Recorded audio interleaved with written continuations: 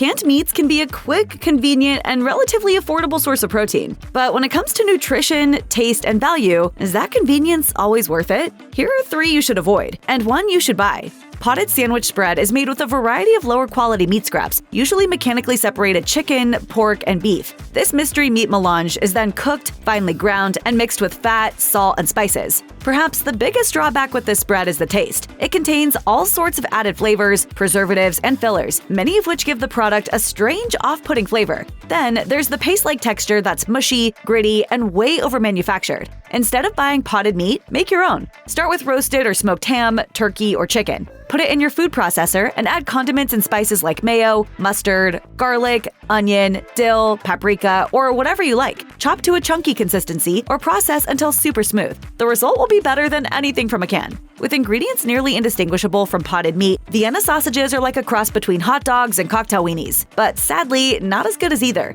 For some people, the problem with these canned links is the overly processed, artificial taste. Others loathe them for their rubbery, mushy texture. And then there's that fatty, salty liquid they're packed in. If the can is too cold, it's firm and gelatinous and clings to the sausages in the most unappealing way. But if the can is warm, the strange brine oozes around them. Both states are equally unappetizing. Whether they're packaged on their own or paired with pasta, canned meatballs are never a good idea. They suffer the same ingredient problem as potted meat and Vienna sausages. Made with a mixture of cheap, processed meats, they're combined with fillers like breadcrumbs and concentrates, along with flavorings and preservatives. Definitely save a couple of cans for the zombie apocalypse, but for day-to-day meals, you can do better by making your own or buying higher-quality packaged frozen meatballs. Toss them in your microwave or air fryer, and they'll be browned and ready to eat in about the same time it would take to heat a can. They're also sure to taste better. Spam first hit supermarket shelves in 1937, and it's been a shining example of how good canned meat can be ever since. Its name is a portmanteau of spiced ham. However, that moniker doesn't do justice to this combo of ground pork shoulder, ham, and seasonings. Savory, salty, and slightly smoky, it's firmer and denser than processed boneless ham. There's nothing else like it. Although it gets a bad rap from some haters, Spam is a delicious and versatile product that should be on your shopping list. The options are endless. Slice it and fry it for hot sandwiches, scramble it with eggs, toss it in a salad, or serve it with rice in a poke-style bowl.